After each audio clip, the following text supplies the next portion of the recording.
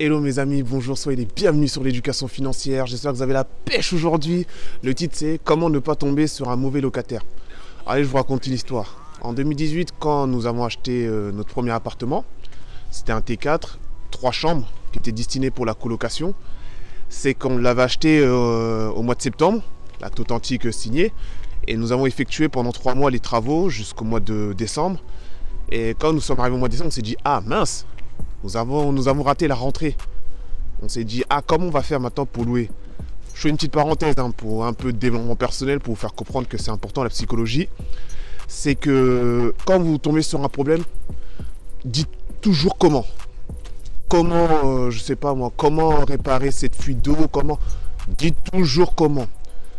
Voilà, comme ça va ouvrir votre esprit et quand vous allez vous endormir ou sous la douche ou quand vous allez courir, la solution va venir comme par miracle. Toujours dire comment. Maintenant, je ferme la parenthèse pour le développement personnel. C'est que là, on s'est posé la question comment on va faire pour louer au mois de décembre. En plus, moi, à l'époque, j'étais réticent dans le sens faire louer mon bien sur le bon coin. J'allais pas tirer des bons locataires. Ce qui était complètement faux. C'était irrationnel comment je réfléchissais. Donc, j'avais réduit ma portée d'annonce. J'avais mis que sur ce loger. Mais heureusement que nous avons fait des travaux qui étaient vraiment de qualité. C'est ça qui nous a permis de trouver le locataire. C'est que je suis en train de... Excusez-moi, j'ai dit bonjour à une conductrice. Voilà, quand nous avons trouvé au mois de décembre le locataire, en fait il se trouvait à Madrid. Parce que faut se souvenir, c'est que les étudiants, ils ont une section d'Erasmus. Moi personnellement, j'ai pas fait d'études supérieures, donc je peux pas expliquer plus que ça, mais voilà, certaines personnes vont savoir ce que c'est. Et en fait, il se trouvait à Madrid à ce moment-là. Et quand il était à Madrid, il avait besoin de se loger. Et il nous a appelé et il nous a demandé des questions par rapport aux photos qu'il avait vues. Et nous, on l'a décrit et tout. Et ensuite, par intuition, on est venu, on a dit ok, on vous réserve l'appartement. Parce que le feeling s'est bien passé. Maintenant, je vais vous donner les 3 choses qui vont permettre de vous aider si jamais vous voulez pas tomber sur un mauvais payeur. La première, c'est comme je viens de dire à la fin là, c'est l'intuition. Parce que une bonne impression fait toujours bonne figure quoi. C'est comme sur YouTube, si vous êtes là, vous regardez une pub, vous avez juste 3 ou 5 secondes avant que la case ignorée apparaisse. Parce que vous savez très bien que on a 3 ou 5 secondes pour faire une bonne impression. On n'a jamais 2 fois cette occasion-là. C'est pour ça que je vous dis, l'intuition vous sert à détecter les gens qui sont bizarres ou ce sont des bonnes personnes. Utilisez votre intuition. La deuxième chose, c'est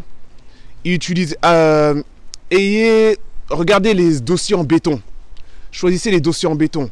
Moi, je vais vous donner les exemples. C'est que parmi les 3 locataires qu'on a trouvés là, les 3 colocataires, excusez-moi, pour la colocation, c'est le premier, ses parents, son père était trader. Le deuxième, son père était banquier d'affaires dans une grande banque. Le troisième avait plusieurs chaînes de salles de musculation. On a des bons garants, vous voyez. Ça ne veut pas dire qu'ils vont toujours payer, mais ce que je veux dire, c'est déjà rassurant. Parce que c'est des secteurs qui se portent bien, voilà. C'est pour ça que je vous dis, choisissez des dossiers en béton. La troisième chose, c'est que votre locataire soit débrouillard. C'est-à-dire que nous, vu que nos biens, on gère à 500 mètres, et pour l'instant, on ne délègue pas aux agences parce qu'on voulait d'abord connaître le processus. C'est pour ça que je vous dis que votre locataire soit débrouillard. Parce que vous n'allez pas faire 500 bandes pour réparer un tuyau, revenir. Ça ne va pas être rentable. Avec le TGV et tout, non, ça ne va pas être rentable.